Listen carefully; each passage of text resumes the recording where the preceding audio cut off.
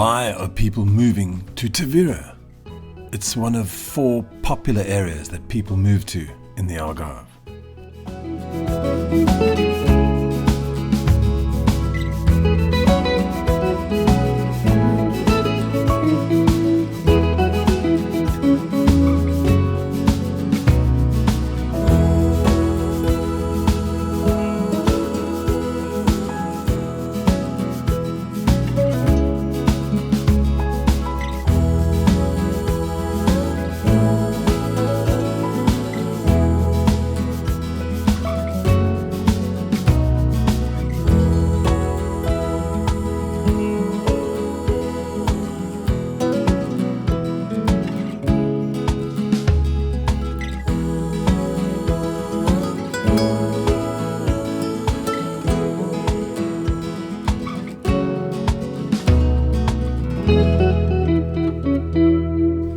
Good morning, my name is Nick Robinson and I've been living in the Algarve for over 20 years and I love it.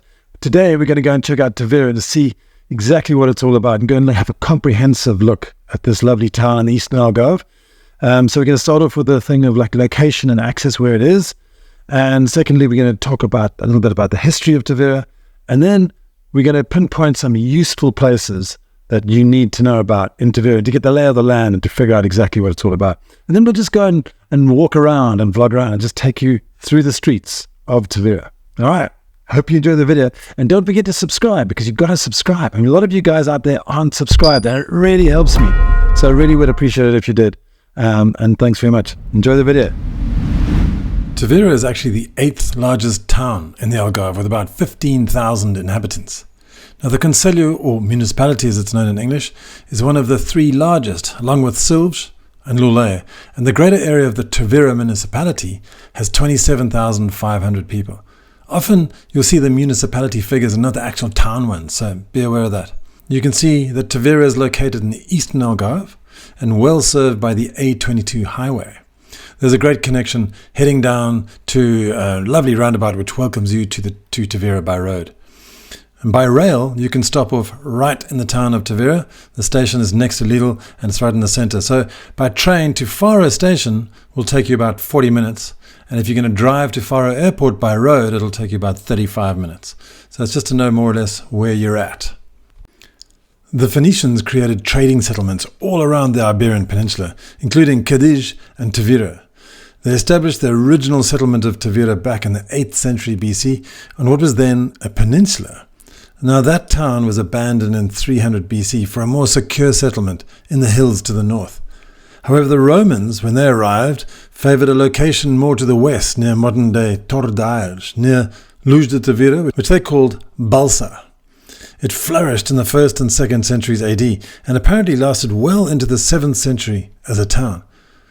During the Moorish occupation, a castle was built on the right side of the Gilau River, probably around 1000 AD, to protect the ford where the Roman bridge stands today. And I say Roman bridge in inverted commas.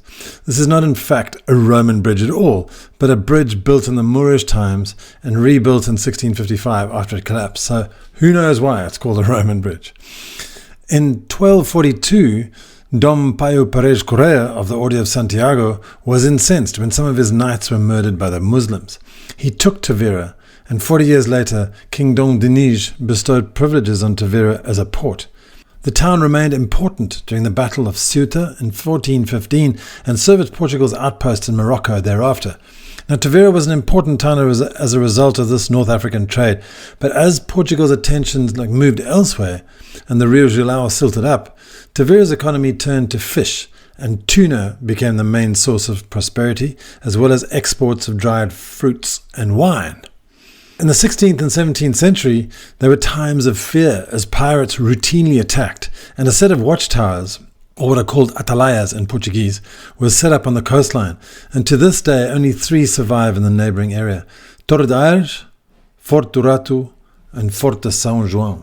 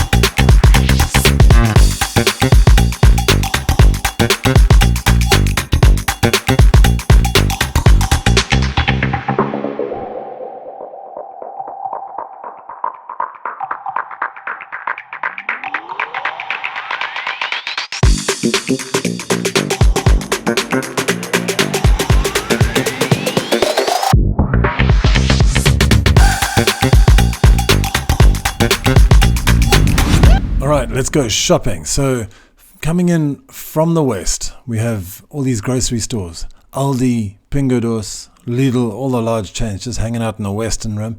And then as you go into the middle of town, there's Mini Presso, the Tavira market on the southeast, Pingo Doce, Coviran, which is a smaller grocery store as well, Continent, which is the large one within the shopping mall, and then there's Mini Presso on your way out towards the east. There is a private international clinic within the shopping mall called Clínica do Plaza, and that's from the Hospital Lolé group. But there are no massive hospitals here. There's the Centro Saúde, which is the government health center down the southwest, and there's a little Extensão Saúde up northeast in Cabanas. But if you need the top hospitals, you're going to have to head over to Faro or Lolé. There is another clinic in Vila Real Sant Antonio, but it's more or less the same as the one in the shopping mall here in Tavira. As with most towns in the Algarve, there are lots of government schools around. So there's two main government schools here. One is Dom Manuel I, which is down in the west, as you can see as we move around. And the second one is off to the right, to the Dom Paio Perez Correa. Now they encompass everything. EB 1, 2 and 3 means basically everything for basic schooling. And on the western school, Don Manuel I, they also have a Escola Secundaria, which is basically grades 10, 11 and 12. As far as international schools go, there are two international schools here.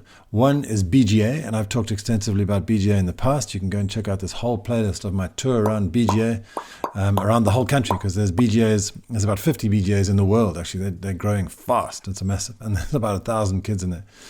The second one in Tavira is CSI, or the Colegio Santiago Internacional. So that's that. I've already talked about location and access. The train station is right there. The bus station is right there. And it's quite important to find parking, I think. Not as important as Lolé, but there's parking up there and there's parking down near the market. Now, catch a ferry from the middle of town. It generally seems to be a bit more busy from the middle of town. Or drive down to Cuatro Aguas over here and catch another ferry out to the beach. You can also catch a ferry to Santa Luzia, which is quite fun. Obviously, there are restaurants all over Tavira. In this area, as you walk south around the river, you'll find an Irish bar and a bunch of restaurants right on the water. And then you go into that square right here. There's a lot of Indian restaurants, actually. There's like 2 or 3 or 4 Indian restaurants there, which is quite amazing. And then you head back down to the river, and there's a couple of restaurants along the side there. And also on the other side, there are a lot of restaurants there. But like I said, there are restaurants all over Tavira, but that's the sort of the main beautiful area. Some are more expensive than others, and that's just the normal case in any town. All right, so let's get right down into Tavira and go for a little tour around with Robin. Good morning.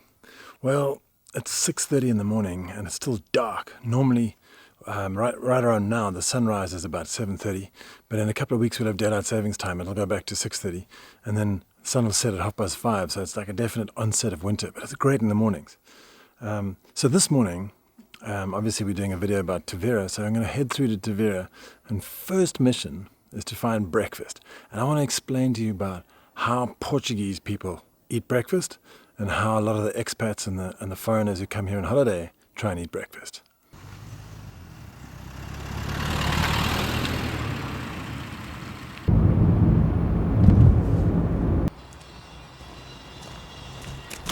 All right, so we've arrived in Tavira, and I've got Robin with me again. Hi, morning guys. Seem to be seeing an awful lot of you lately, Robin. I know, it's good fun. Yeah. It's good fun. What a great day to be in Tavira. It's so beautiful. It's 8 o'clock in the morning and it must be, 20 degrees? Yeah, actually I looked at it, was 18 degrees on the car. It must be about 19 now, yeah, almost 20. Lovely. Really it's amazing. lovely. And it's October the, what? 12th, yeah, so we're actually having some exceptionally good weather. But we're just going to walk around Tavira, and I just want to tell you that Robin's with me. So our mission right now is to try and find a coffee, because it's quite early in the morning for Tavira. So we'll see if we can find a place to have coffee. And later, the best place for breakfast. Yes. Because Nick is starving. And you're on a bloody fast, aren't you? So you're not going to do any help at all. All right, we'll see you later. This is actually a really nice restaurant, but it's not open now.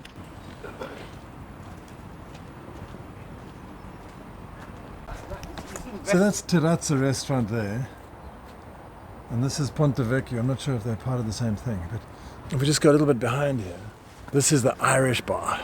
And the Irish bar is the scene of many a good night here over there, because I spent quite a lot of time in Tavira a few years ago, and we used to come to this Irish bar.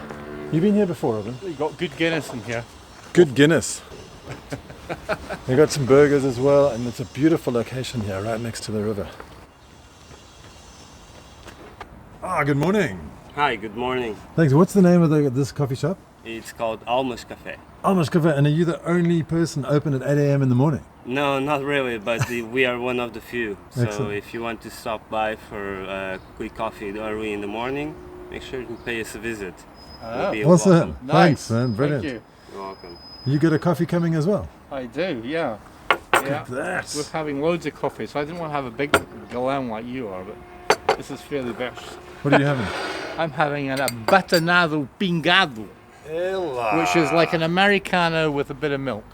Okay. And I'm having a traditional galan, which is a Portuguese, exactly the same thing, but it's Latte. Portuguese. Latte. Latte. Please enjoy. Thank you.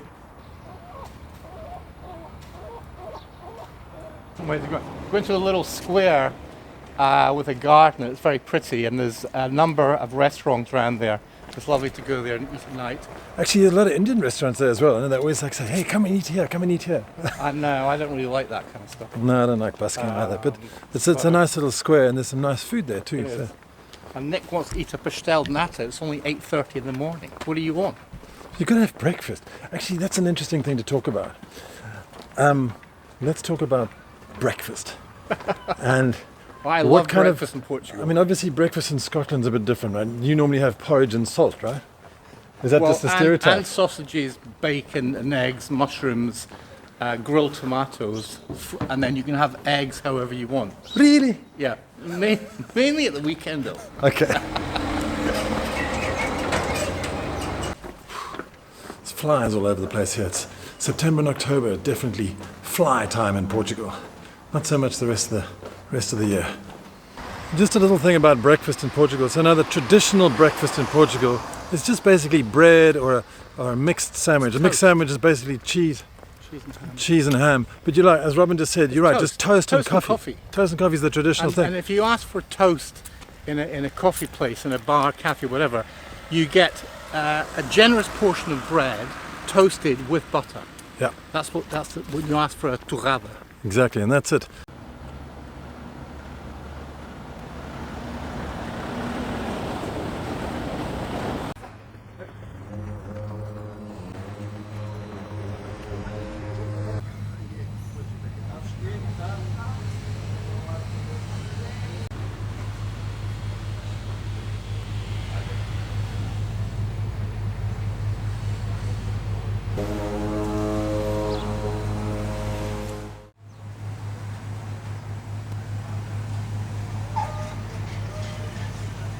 Guys, how's it going? Hey!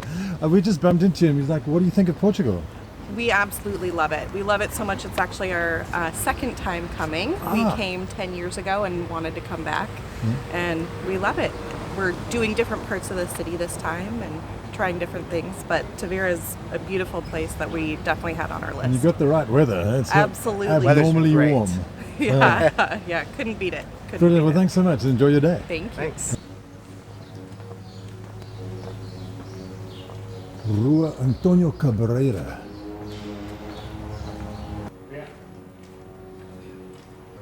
Punjab. We're actually in Portugal, but you would think we're in India.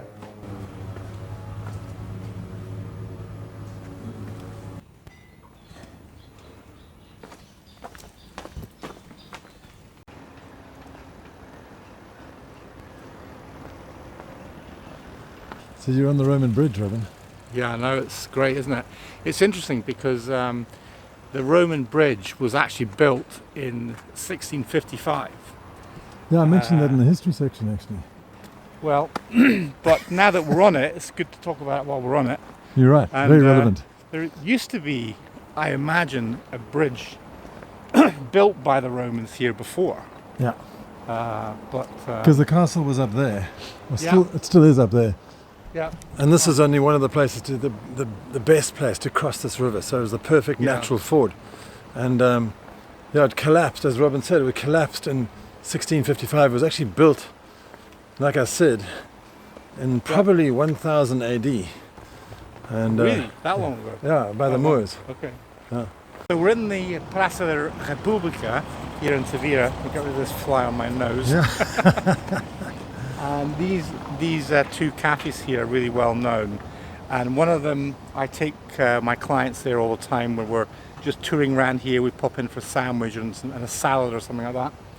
But the place next door, which has got more of a bar type of place, is extremely poor value for money and quite expensive. And this one here, the service is great. Good tip. Let's go down this way. Long shadow. We're now heading up this steep little avenue up to the castle, because the castle's just up the top here, and it was obviously overlooking the river where this used to be. All the boats used to sail up here, but since the Rio Gelao has actually silted up, as I mentioned previously. Best restaurant in town? It's just round the corner here. Yeah, what's it called? I can't remember what it's called. Come on, Rob, what kind of tour guide is that? We're about to find out what it's called. Look, it's called Algarve. Oh, I've heard of this place. I've definitely heard of this place. I don't think I've ever been here. But yes, as Robin just said, it's a rooftop cocktail bar, tapas, and it's got a great name, Algarve Tavira. I wonder what it's doing here, Nick. Archaeology Yeah. down there. What I find fascinating about archaeology is that they're constantly finding really cool new stuff all the time. And I always have this feeling that history has been done a long time ago and we know all we can, but they're unearthing new stuff all the time and creating more stories and more information about the past. Almost jumped out of my skin when that bell went. It's pretty loud, so that makes it 9 o'clock if you were counting. You've been here before? I have been here before, yeah, it's lovely.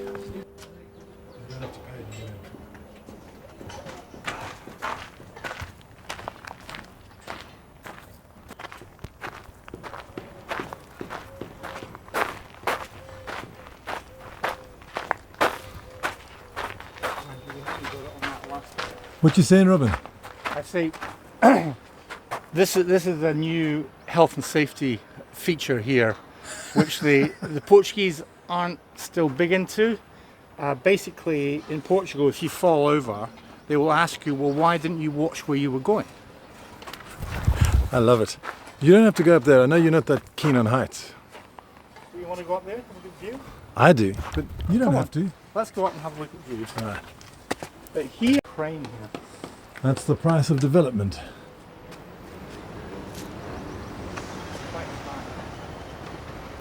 And we were just talking a little bit, I don't want to get heavily into this conversation, but we were just talking about what do the locals think of all this development and the tourism and the foreigners coming to live here, and it must be difficult, I think. But it's part of the desire for more money, isn't it? And the fact that money makes you happy, supposedly. And it doesn't. But we all know that. But we still want more, want a better life, better car. And if everyone else has got it, they see it on TV, they think, yeah, I need to have that too. I'd just like to add to that. I mean, the perception of foreigners in Portugal is still really friendly. You know, you read some articles, people see the golden visa and the NHR being stopped and feeling that there's like an anti-immigrant mentality, and it's not the case. I mean, you'll see some people, obviously, when they get upset, they'll refer to you as a foreigner. You know, people refer to you by anything that's different when they're upset. But generally, the feeling here is still wonderfully friendly, and people, especially in the Algarve, where I live, it's a massive melting pot. The Portuguese, the internationals, everyone gets together. They don't care where you're from. They just all enjoy life together. And I think that's an important point of view. So if you see all these big government things going on and stuff, it's not, and you'll see probably articles in the LA Times, for example, saying there's animosity towards foreigners. They're just trying to get views, man. They really are.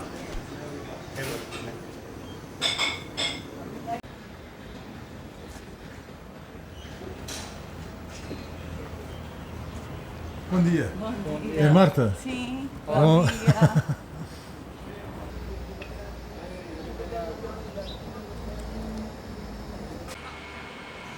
There certainly was a little bit of condescension in the town about this because 81 people signed a petition against the architectural design of the Cine Theatre. The mayor argued that we can't have everything old-fashioned, we've got to have new stuff as well. Otherwise the whole city would be homogeneous, which is a fair point. This is a classic scenario. So when you walk into a place like this, the conversation stops. The tumbleweed rolls down the main thing and the saloon bars. It just feels like something out of a western. What's going on?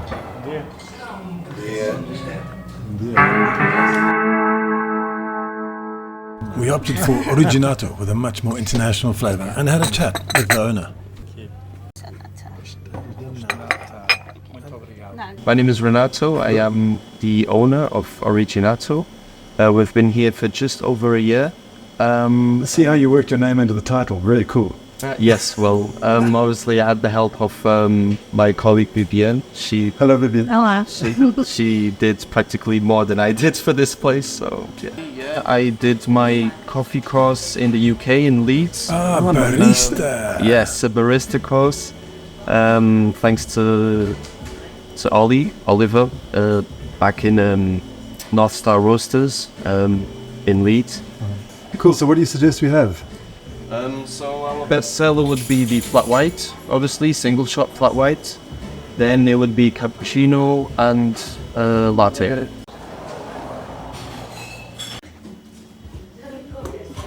We ordered 2 flat whites, 2 pastéis de nata, and sat down outside to watch the queue for the ferry.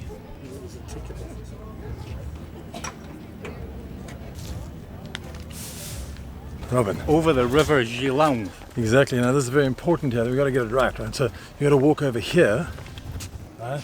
Because those are bicycles there, and those are cars over there. But nobody pays any attention to that. Yes, but we need to pay attention. Oh, we do? Yeah. What, just because we're on film? Yes. So they always say, well, how much is that? How much is this? Yes.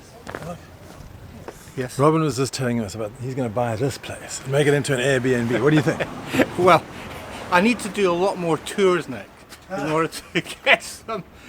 I think that's an amazing dream to have, but when you get stuck into this and you realize that actually it's really expensive or it's not, but you never know until you know, right? And you can go and find out at the camera and there might be problems with the planning and etc., lots of issues. So it's worth finding out, it really is. That might be an interesting video idea, to just look at houses and understand the process of how to find out how much it's worth and what you can do in it.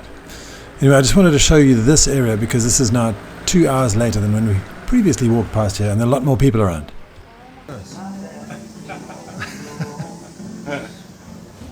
And this is more of it. this place is called Casa Simão, which is a fantastic restaurant. Você é Simão, não? Simão. Ah, yeah. Fish bar. É fantástico aqui. Really, really nice here. You get fantastic javali and really good typical Portuguese food. And it's not that expensive either. Or never used to be. I don't know what it's like now. We can go in and check it out and tell me in the comments how expensive it is, okay?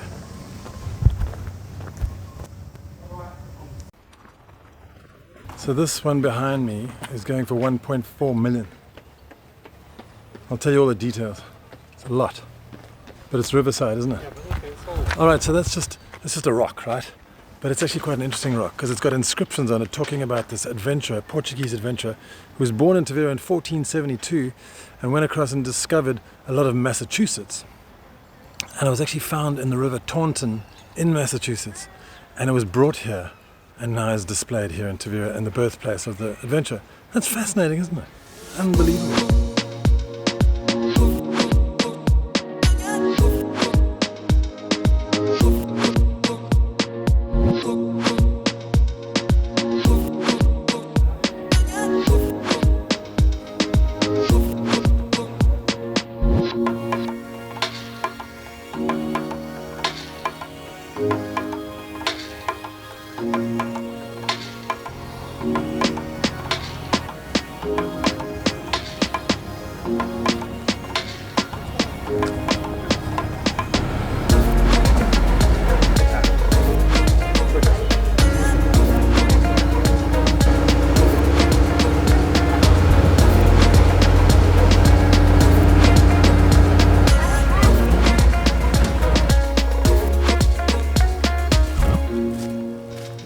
gives such, in Portuguese, such a great feel. This is fancy, eh? Gelateria. Ah, vamos comer. Just joking, though. Yeah, look at all these nice places to sit. Cool, let's go sit down there. Very nice.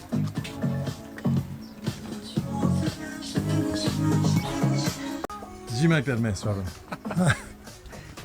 And that mess. This is from last night. Sorry, maybe I was being a bit picky, but I'm not going to sit at a place where they haven't even cleaned up from the night before and they're open for the day. Moving on. It sure is, man. Are we going to have another coffee? Oh, why not? Or is it beer time? You can have a beer, I'm driving. So I think I'm going to have another coffee, all coffeeed out. And what about you, man? I think I'm going to partake in a local beer. What? Because the weather is so hot. It's 25 degrees. And it's not... It's 11:25 and he's doing beer. It's beer time in Portugal. Oh, that's beautiful. You lucky man. Robin! 250. 250. 250? Yeah. It's a bargain. Way, Portimão or up in Lisbon.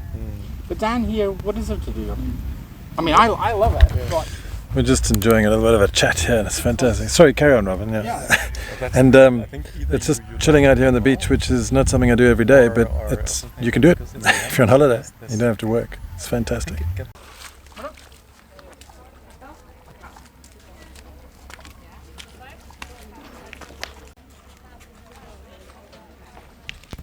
Yep, that's our boat. Better get on it. And leave without us.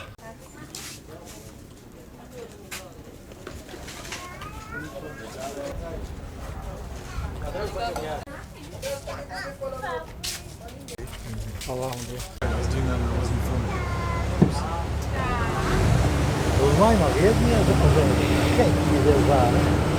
Heading off Hey. for lunch, eh? oh, I think so. We're both hungry. We've had a busy morning, but it's been great fun. But it's just one glass because I'm driving.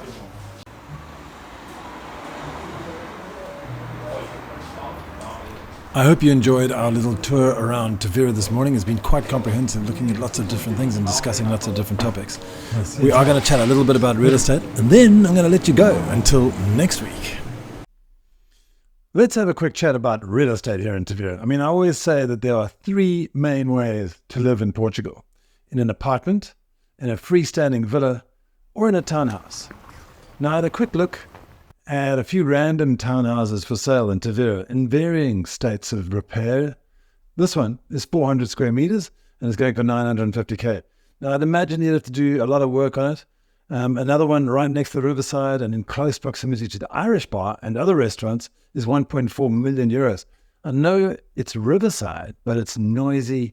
Parking may be a challenge, but you're getting a large, by European standards, 260 square meter property. That's about 2,600 square feet. Another smaller apartment, 106 square meters, has been beautifully restored. I mean, really nicely. And it has a large first floor terrace and is going for 439,000. Now, I think all of these three properties that I mentioned are pretty pricey and well above the average that Idealista is publishing. Now, according to Idealista's website, average property prices in the Algarve are below 3,000 euros per square meter.